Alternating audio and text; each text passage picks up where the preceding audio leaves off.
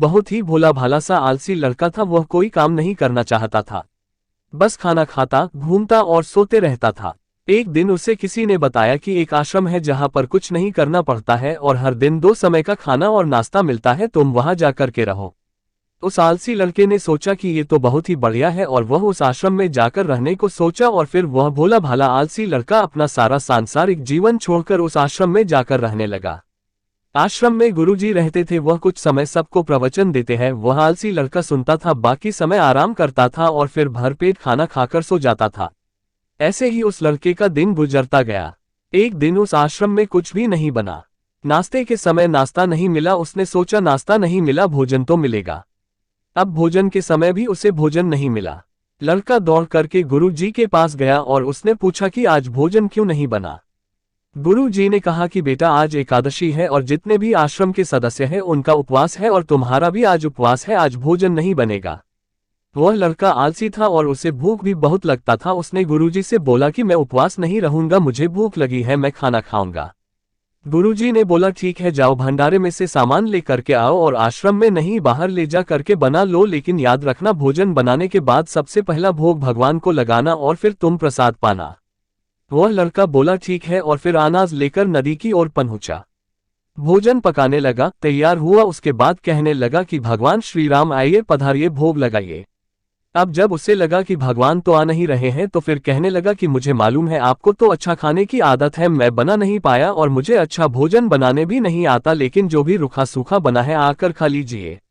भगवान श्री राम उसकी सरलता पर बहुत ही प्रसन्न हुए और उस लड़के को दर्शन दे दिए। उसने देखा कि भगवान श्री राम आए हुए हैं और उनके साथ में माता सीता भी आई हुई है, लेकिन लड़के ने सिर्फ 2 लोगों के लिए ही भोजन बनाया था, एक अपने लिए और दूसरा भगवान के लिए। और अब क्योंकि भगवान के साथ माता सीता भी आई हुई थी तो उसने उस भोजन को माता सीता और भगवान के सामने ग्रहण करने के लिए रख दिया। भगवान श्री राम और माता सीता ने भोजन किया और उसके बाद जब वह जाने लगे तो ये भोला सा आलसी सा लड़का बोला कि प्रभु आप आए, दर्शन दिए, बहुत अच्छा लगा, मुझे खाने को कुछ नहीं मिला, लेकिन कोई बात नहीं, लेकिन आपसे एक विनती है कि अगली बार जब आप आएंगे तो कितने लोग आएंगे ये बता दीजिए ताकि मैं उतने लोगों के लिए भोजन बनाकर रखा रहूं।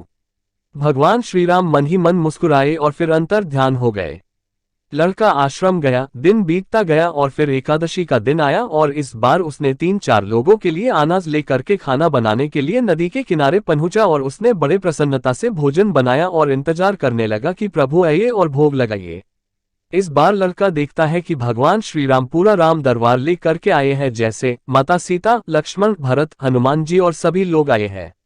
लड़के ने 3-4 लोगों का भोजन बनाया था और इस बार भी भोजन कम पड़ गया। लड़के ने निराश होकर भोजन को प्रभु के आगे रख दिया। उन्होंने भोजन किया और फिर चले गए और इस बार भी लड़का फिर से भूख रह गया। अब लड़का फिर आश्रम गया, दिन बीतता गया और फिर एकादशी का दिन आया और इस बार गुरुजी से कहने लगा कि गुरुजी मुझे इस बार थोड़ा ज्यादा अनाज चाहिए। गुरुजी सोचने लगे कि यह इतना सारा अनाज का करता क्या है, कहीं इसे बेचता तो नहीं है। फिर उन्होंने कहा कि ठीक है, भूख से परेशान रहता है। लड़के ने कहा कि नहीं गुरुजी, मैं भूख से परेशान नहीं रहता हूँ, प्रभु के साथ बहुत लोग आते हैं, उनको भी तो भोजन करना पड़ता है। गुरुजी को लगा कि लड़का पागल हो गया है, लेकिन गुरुजी ने सोचा कि चलो एक बार चलकर देखते ही कि लड़का इस अनाज का करता क्या है। वह भोला सा लड़का अनाज लेकर के नदी के किनारे पहुंचा और इस बार भोजन बनाया नहीं। उसने सोचा कि प्रभु हर बार ज्यादा लोगों को लेकर के आते हैं, इस बार वह जितने भी आएंगे खुद बना करके भोग लगा लेंगे और फिर प्रेम से प्रभु को बुलाने लगा। गुरुजी ये सब छुपकर देख रहे थे कि ये भोजन तो बनाया नहीं और प्रभु को बुला रहा है, लेकिन लड़के ने देखा कि इस बार प्रभु के साथ बहुत से लोग आए हुए हैं तो उसने प्रभु के सामने हाथ जोड़ करके कहा कि प्रभु माफ करना, आप बहुत सारे लोग आते हो, मुझे संख्या पता नहीं होती है और मेरी हिम्मत भी नहीं होती है कि इतने सारे लोगों के लिए भोजन बनाओ। आप स्वयं आइए, बनाइए, खाइए और भोग लगाइए। प्रभु मुस्कुराते हैं और अपने साथ आए सभी लोगों के साथ मिल करके भोजन बनाते हैं। गुरुजी ये सब चुप करके देखते हैं और फिर लड़के के पास आकर के कहते हैं कि तुम ये कर क्या रहे हो। लड़का कहता है कि गुरुजी आपको दिख नहीं रहा है कि भगवान श्री राम पधार चुके हैं, माँ सीता आई हुई है, हनुमान जी आए हैं और भी सभी लोग आए हुए हैं, भोजन बन रहे हैं। गुरुजी ने बोला कि पागल हो गया है, मुझे तो कोई दिख नहीं रहा है।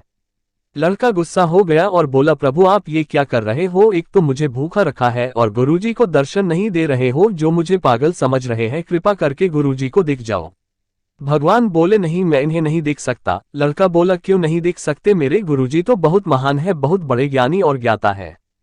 भगवान बोले, हाँ ज्ञानी और ज्ञाता होंगे, लेकिन तुम्हारी तरह सरल नहीं है। जो सरलता तुम में है वो तुम्हारे गुरुजी में नहीं है। लड़के ने ये बात गुरुजी से कह दी कि भगवान श्री राम कह रहे हैं कि आप में सरलता नहीं है, आप मेरी तरह सरल नहीं है, इसलिए आपको नहीं दिख सकते।